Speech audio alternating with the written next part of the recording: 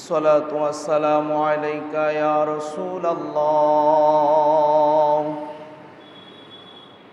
الصلاة والسلام عليك يا حبيب الله. الصلاة والسلام عليك يا شافع المذنبين. الصلاة والسلام عليك يا رحمة للعالمين. الحمد لله الحمد لله نحمده ونستعينه ونستغفره ونعوذ بالله من شرور أنفسنا ومن سيئات أعمالنا. من يهده الله فلا مضل له ومن يضلله فلا هادي له. ونشهد أن لا إله إلا الله وحده لا شريك له. ونشهد أن سيدنا وسندنا وحبيبنا ومولانا محمد صلى الله عليه وسلم الذي أرسله بالحق بشيرا ونذيرا وداعيا إلى الله بإذنه وسراجا منيرا. সকলে আমার সাথে মহব্বতে পড়েন আউযু বিল্লাহি মিনাশ শাইতানির রাজীম। বিসমিল্লাহির রাহমানির রহিম। إنما يعمر مساجد الله من آمن بالله واليوم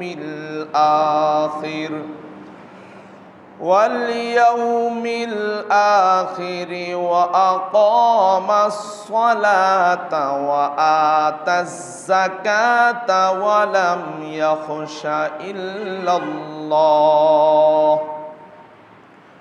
فعسى أولئك أن يكونوا من المهتدين. صدق الله العلي العظيم وصدق رسوله النبي الحبيب الكريم. قال النبي صلى الله عليه وسلم من بنى لله مسجدا بنى الله له بيتا في الجنة. رواه الشيخان. إن الله وملائكته يصلون على النبي يا أيها الذين آمنوا صلوا عليه وسلموا تسليما.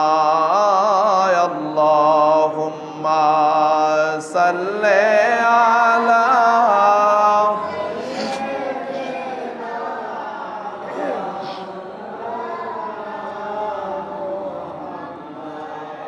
وعلى آل سيدنا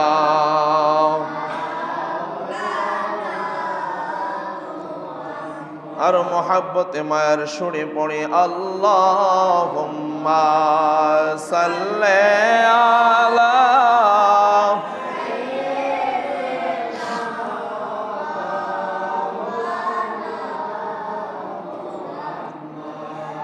وعلى آل سيدنا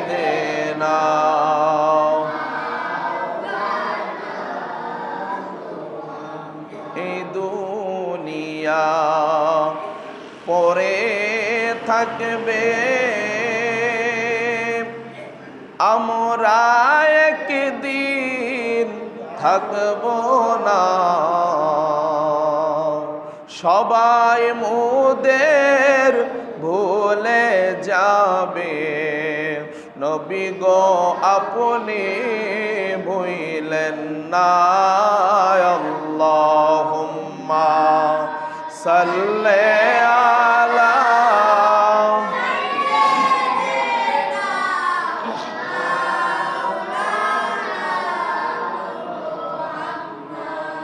وعلى آل سيدنا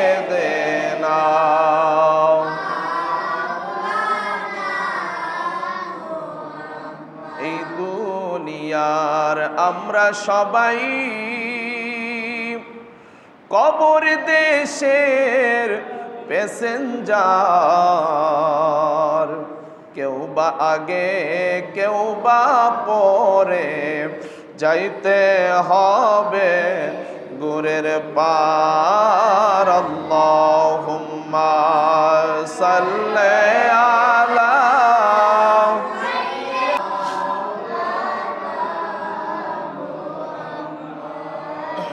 وعلى آل سيدنا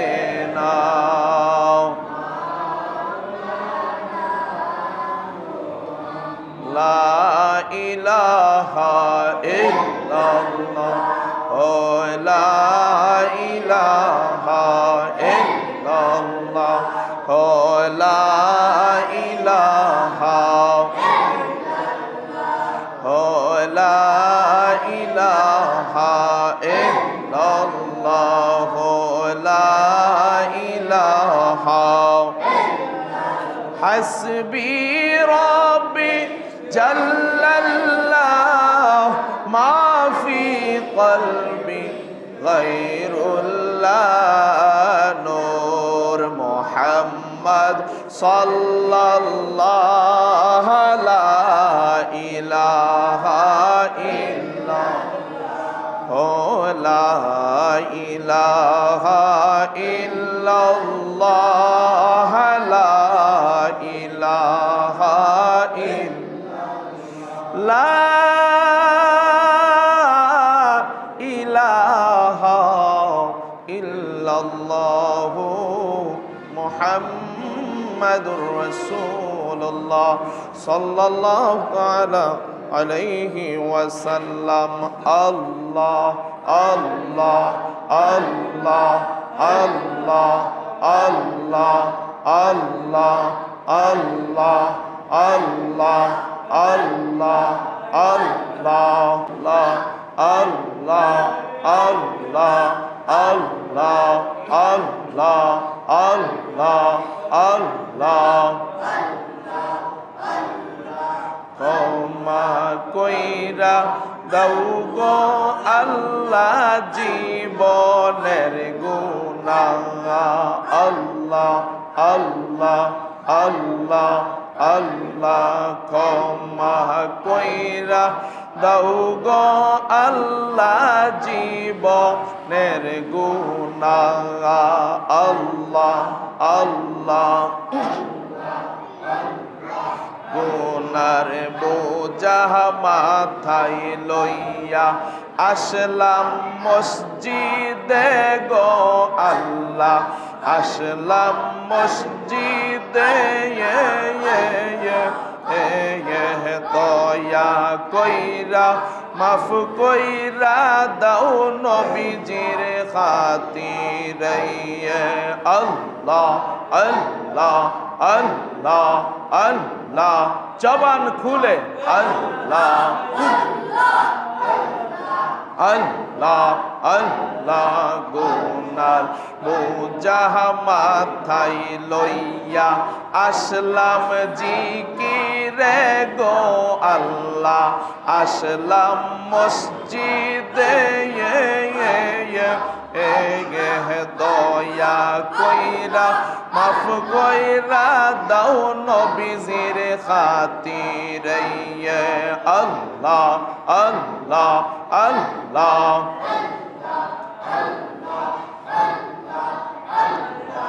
আমরার গুনাহ মাফ না কইরা কবর দেশে নিও না ক্ষমা কইরা দাও গো আল্লাহ জীবনের গুনাহ আল্লাহ আল্লাহ আল্লাহ আল্লাহ আল্লাহ ক্ষমা কইরা দাও গো আল্লাহ জীবনের গুনাহ আল্লাহ আল্লাহ আল্লাহ ক্ষমা কইরা দাও গো আল্লাহ জীবনের গুনাহ আল্লাহ আল্লাহ আল্লাহ আল্লাহ আল্লাহ আল্লাহ আল্লাহ আল্লাহ আল্লাহ লা ইলাহা ইল্লাল্লাহু মুহাম্মাদুর রাসূলুল্লাহ সাল্লাল্লাহু আলাইহি ওয়াসাল্লাম। আমরা সকলে জবান খুলে পড়ি আলহামদুলিল্লাহ। আর একটু মহাব্বতে উচ্চ আওয়াজে পড়ি আলহামদুলিল্লাহ। মহান আল্লাহ তাবারক ওয়া তাআলার দরবারে অসংখ্য অগণিত শুকরিয়া, সেই রব্বুল আলামিনের দরবারে যে আল্লাহ পাক আমাদেরকে আজকে জামাদিউল আউয়াল চাঁদের চতুর্থ জুমায় দুনিয়ার সমস্ত জায়গা হতে উত্তম জায়গা,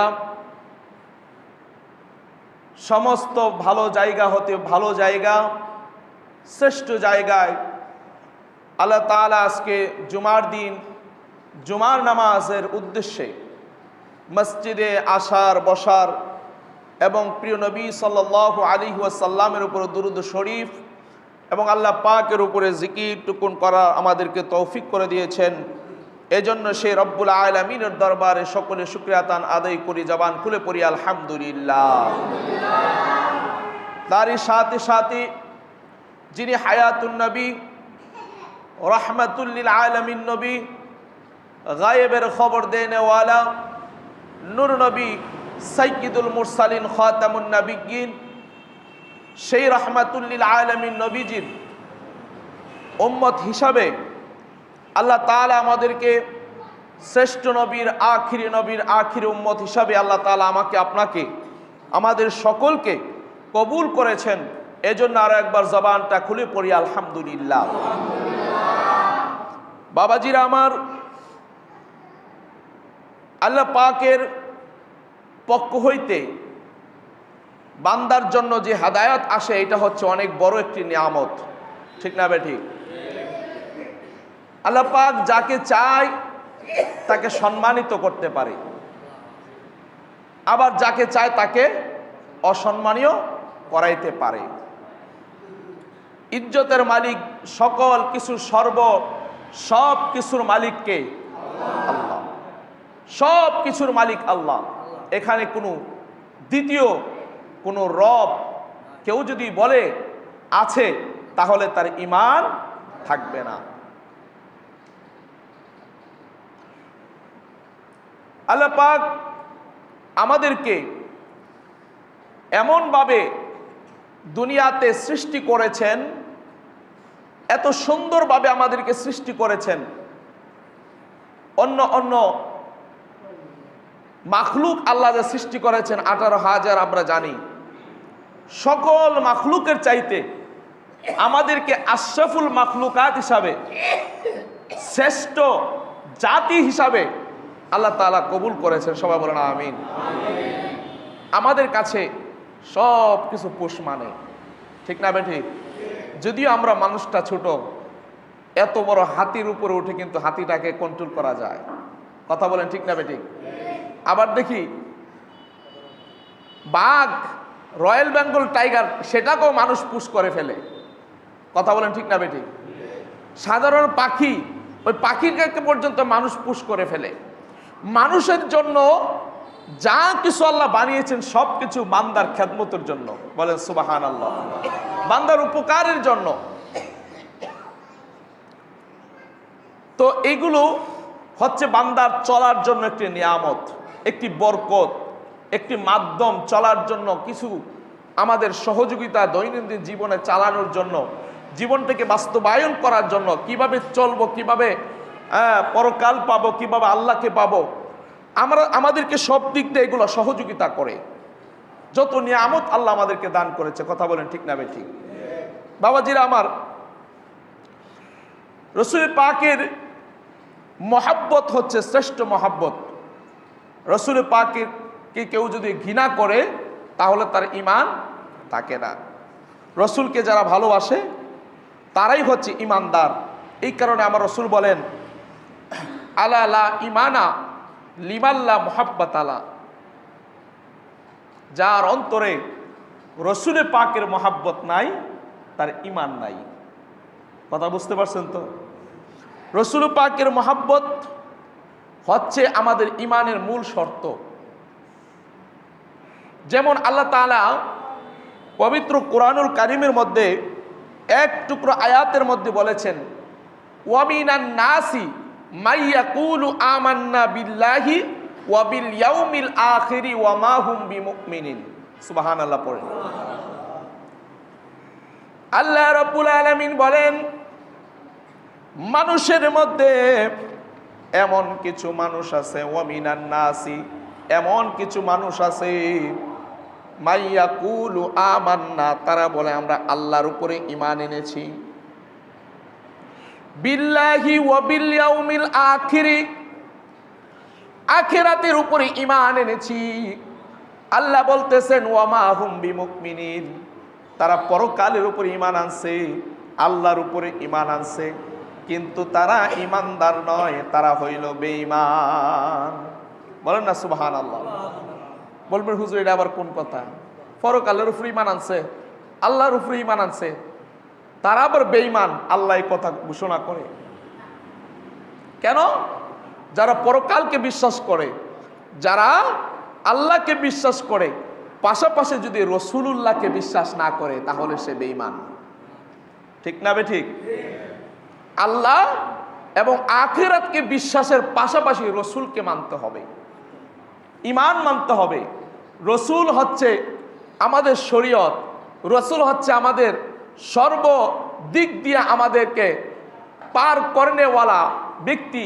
হাসরের ময়দানে সুপারিশ করনেওয়ালা রসুল, ফুলসিরাতের পুলে রসুল দাঁড়িয়ে থাকবে, হাউজে কাউসারের কোনায় রসুল দাঁড়িয়ে থাকবে। সেই রসুলকে যারা না মানবে তারা কখনোই ঈমানদার হতে পারে। কারণ যারা হিন্দু আছে তারা কিন্তু তাদের ধর্মে তারা ভগবান বলেন, হ্যাঁ যেটি বলেন তারা ডাকে, ডাকে না? কিন্তু তারা কি ঈমানদার? ঈমানদার? আমাদের ইষ্টগ্রামেও তো অনেক হিন্দু আছে না নাই? তারাও তো ভগবান বলে বলে, হ্যাঁ তারা বলে যে সৃষ্টিকর্তা আছে, এরকম তারা মানে কি মানে না? মূর্তি পূজা করে, পূজাদেরকে তারা মানে। কিন্তু আমি বলতে চাই তারা কি ঈমানদার? ঈমানদার? কেন ঈমানদার না? তারা আমরা রসুলের উপরে কি করে নাই? ঈমান আনে নাই, এই কারণে তারা ঈমানদার নয়। আমার বাবাজিরা, রসুলকে ভালোবাসার নাম হইল ঈমান। যাই হোক, আমার আজকের মূল আলোচনার বিষয় হইল মসজিদ ও উহার হিফাজত। মসজিদ ও উহার হিফাজত। মসজিদ সম্পর্কে আজকে যে আলোচনাটা আমি করব, এই আলোচনাটা আমাদের জীবনে অনেক দরকার। এই কারণে আল্লাহ রব্বুল আলামিন পবিত্র কোরআনুল কারীমের মধ্যে বলতেছে, ইন্নামা ইয়ামুরু মাসাজিদাল্লাহি মান আমানা বিল্লাহি ওয়াল ইয়াউমিল আখিরি ওয়া আকামাস সালাতা ওয়া আতাজ যাকাতা ওয়া লাম ইয়াখশা ইল্লাল্লাহ ফাআসা উলাইকা আইয়াকুনু মিনাল মুহতাদিন। জোরে কন্না আল্লাহু আকবার। আল্লাহ রাব্বুল আলামিন বলেন, ইন্নামা ইয়ামুরু মাসাজিদাল্লাহি, নিশ্চয় মসজিদ নির্মাণ করিবে ওই ব্যক্তি, নিশ্চয় মসজিদ নির্মাণ করিবে ওই ব্যক্তি, মান আমানা বিল্লাহ, যাদের যে আল্লাহর উপর ঈমান এনেছে। সুবহানাল্লাহ। ওয়াল ইয়াউমিল আখিরি, এবং কিয়ামতের উপরে, পরকালের উপরে, আখিরাতের উপরে বিশ্বাস এনেছে। সুবহানাল্লাহ। ওয়া আকামাস সালাতা ওয়া আতাজ যাকাতা ওয়া লাম ইয়াখশা ইল্লাল্লাহ, এবং নামাজ ঠিকমতো আদায় করে, যাকাত ঠিকমতো আদায় করে। সুবহানাল্লাহ। এক হইল পরকালের প্রতি বিশ্বাস, আল্লাহর প্রতি বিশ্বাস, নামাজ ঠিকমতো পড়া, যাকাত ঠিকমতো দেওয়া। এই চারটা কাজ যাদের ভিতরে থাকবে তারা যেন মসজিদ নির্মাণ করে। সুবহানাল্লাহ। কথা বলেন না, জোরে বলেন না সুবহানাল্লাহ।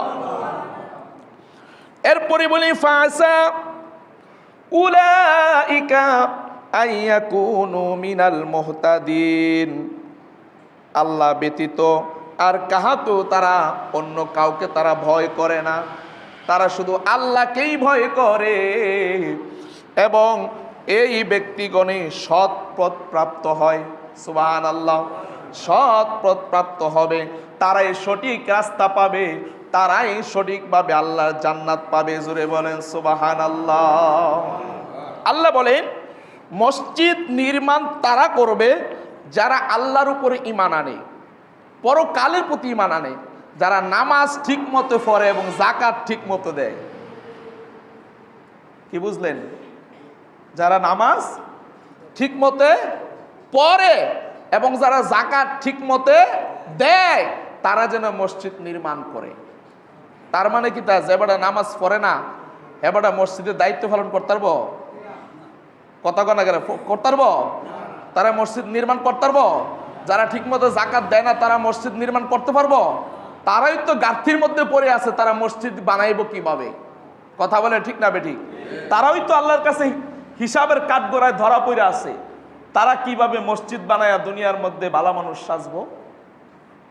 আপনি যদি মসজিদ বানাই এলান, হালাল হারাম পথে টাকা কামাই করছেন সারা জীবন, কিন্তু আপনি এই ভালো সমাজে ভালো সাজার জন্য একটা মসজিদ বানায় দিয়ে লাইলেন, নামাজ পড়েন না, একুক্ত ঠিক মতো যাকাত দেন না, ব্যাংকে টাকা পয়সা থুয়ে রাখছেন, জমি জমা ঠিক মতো যাকাত দেন না, আপনি একটা সমাজে মসজিদ বানায় এলাইছেন, আপনার মসজিদটা কি আল্লাহর দরবার কবুল হইব? কথা কথা কবুল হইব? এটা কি আমার কথা না আল্লাহর কথা? আল্লাহর কথা। আল্লাহ যারা নামাজ পড়ে, যারা যাকাত ঠিক মতো দেয়, তারা যেন মসজিদ নির্মাণ করে। সুবহানাল্লাহ পড়ে। সবাই বানাইলে লইব না, তারা বানাইতে হবে যারা নামাজ পড়ে, যাকাত দেয়, আল্লাহকে মানে, পরকালকে মানে। বলেন না সুবহানাল্লাহ। তারাই সৎ প্রাপ্ত হবে, তারাই কল্যাণকামী হবে। বলেন সুবহানাল্লাহ।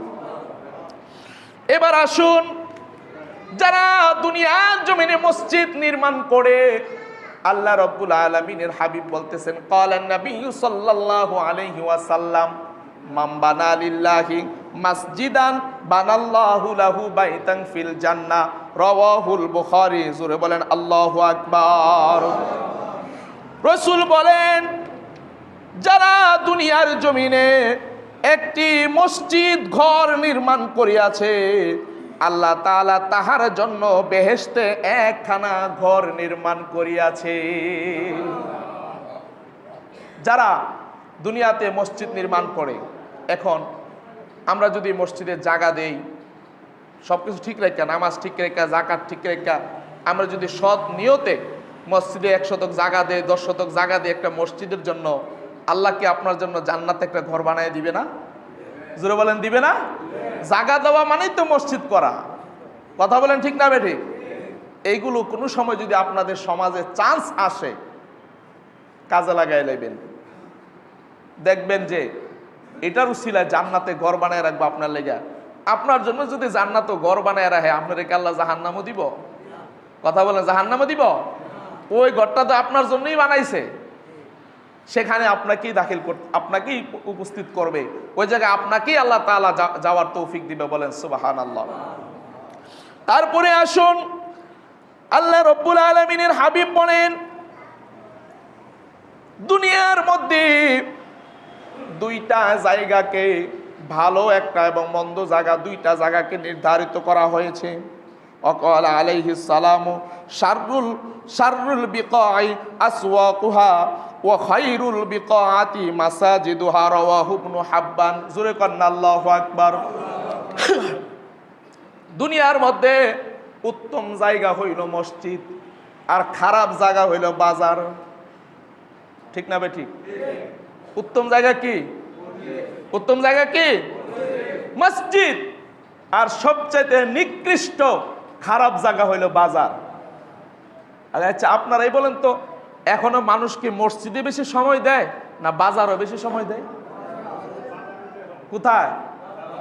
মসজিদে আইসা হুজুর যদি 2 মিনিট ওয়াজটা লম্বা করে, নামাজটা 2 মিনিট লম্বা করে, নামাজের মাঝে কাশি দিয়া হুজুরে সিগন্যাল দেয়, মিস কল দেয়, আছে না? আছে না? বয়ানটা একটু দেরি হয়ে গেছে, ঘড়ি ফেল চাই আছে, হুজুরের সিগন্যাল দেয়। কথা কোন ঠিক না বেডি? আপনারা কি ভয় পাইতেছেন? আমি ডরাই না, আপনারা ভয় পাইলে পান। এমন মানুষ আছে না নাই? এই সিগন্যাল দেয়, নামাজও যদি তাশাহুদের মধ্যে বয়া, যদি তাশাহুদ দুরূদ শরীফ দোয়া সূরা এডি পড়তে পড়তে যদি একটু দেরি হয়ে যায়, হুজুরের মিস কল দেয়। এটার মানে হইলো হুজুর তাড়াতাড়ি সালাম ফিরালাম। আছে না নাই? জোরে গান আছে না নাই? আছে। অথচ এবারে ফার্স্ট ইয়ার চা খাইয়া দোয়ানো 1 ঘন্টা 3 ঘন্টা 4 ঘন্টা কাটাইলায়। অথচ আল্লাহ বলে, রসুল বলে, বাজার হইলো নিকৃষ্ট জায়গা, যত তাড়াতাড়ি কাজ সাইরা চলে আসো। অযথা কথাবার্তা বলার জায়গা নয়। অযথা কথাবার্তা বইলা আখিরাতকে তোমরা খারাপ করিও না। কথা বলেন ঠিক না বে ঠিক? আর মসজিদটা হচ্ছে উত্তম জায়গা। রসুল বলেন, আরেকটু আমরা জেনি, ইজা মাররতুম বিরিয়াদিল জান্নাতি ফারতাও। রসুল বলেন, তোমরা যদি দুনিয়ার মধ্যে জান্নাতের গ্রান পাও, জান্নাতের জায়গা পাও, সেখান থেকে তোমরা স্বাদ গ্রহণ করিও, সেখান থেকে তোমরা জান্নাতের নিয়ামত ভোগ করিও। সাহাবাই কেরাম বলেন, ইয়া রাসূলুল্লাহ, কিলা ওয়া মা রিয়াদুল জান্নাহ। দুনিয়ার মধ্যে আবার জান্নাত কোনটা? রসুল বলেন, ক্বালা মাসাজিদু। সুবহানাল্লাহ। দুনিয়ার মধ্যে জান্নাত হইল মসজিদ। সুবহানাল্লাহ। দুনিয়ার মধ্যে কি জান্নাত? মসজিদ। মসজিদ। আমরা এই জান্নাত ফালাইয়া জাহান্নামে বয়ে থাকি। কথা বলেন ঠিক না বেঠিক? আল্লাহ আমাদেরকে হেদায়েত দান করো, সবাই বলেন আমিন। আল্লাহ আমাদেরকে সঠিক বুঝ দান করো, সবাই বলেন আমিন। এরপর আসুন, বনি সালিমার গোত্রের একটা ফ্যামিলি, তারা মসজিদে নববীর পাশে, আজকে খুতবা আসছে, তারা মসজিদে নববীর পাশে একটা জায়গা পাইছে। ভাবছে যে আমরা এত দূরে থাকি, মসজিদে নববীর পাশে যদি আমরা চলে আসি, তাহলে নামাজ পড়তে আমাদের একটু কাছাকাছি হইব। সুবহানাল্লাহ। তাদের উদ্দেশ্য ভালো না খারাপ? উদ্দেশ্য ভালো, কিন্তু আমার রসুল জানতে পারলেন তারা ওই বাড়ি ছেড়ে মসজিদে নববীর কাছে এসে বাড়ি বানাবে। রসুল ডাক দিয়ে বললেন, ও বনি সালিমার বংশধর, ও ফ্যামিলিগণ, তোমরা কেন ওই জায়গা ছেড়ে মসজিদে নববীর কাছে আইসা তোমরা বাড়ি বানাচ্ছ? এটা কি সত্য কথা? নি আমি শুনছি। কই ইয়া রাসূলুল্লাহ, এটা সত্য কথা। তোমরা একটা কাজ করো, তোমরা যেই জায়গায় ছিলা সেই জায়গাতেই থাকো। সুবহানাল্লাহ। কেন ইয়া রাসূলুল্লাহ? কারণ হচ্ছে, কাছ থেকে যদি আসো, মসজিদের কাছ থেকে যদি আসো, তাহলে কি হবে? তুমি যে অল্প কদমে মসজিদে চলে আসবা, 10-15টা কদম দিয়া, পাও দিয়া, কাইকটা এসে পড়বা। আর যদি তুমি একটু দূরে থাকো, তাহলে দূর থেকে তুমি কদম একটু বেশি লাগবে। রসুল বলেন, প্রত্যেক কদমে কদমে তোমার আমলনামার মধ্যে নেকি লেখা হবে। জোরে বলেন আল্লাহু আকবার। নারে তাকবীর। দেখেন কত সুন্দর একটি কথা আমাদেরকে বলেছেন। তার মানে যারা মসজিদ থেকে একটু দূরে আছেন, তারা কি তাকে ফজিলতে আছেন না? বেশি ফজিলতে আছেন না? আছেন তো, আইলে না ফজিলত পাইতেন। মসজিদে না আইলে পাইবে? দোকানে গেলে পাইবে? মসজিদে আইলে পাইবেন। কথা বুঝতে পারছেন? এটা বাড়ির থেকে দোকান হয়ে সাহেতে বইয়া 5 ঘন্টা কাটাইলেছেন, কোনো কদমে কোনো এক ফোঁটাও সব পাইতেন না, কিন্তু মসজিদ আইলে সবটা পাইবেন।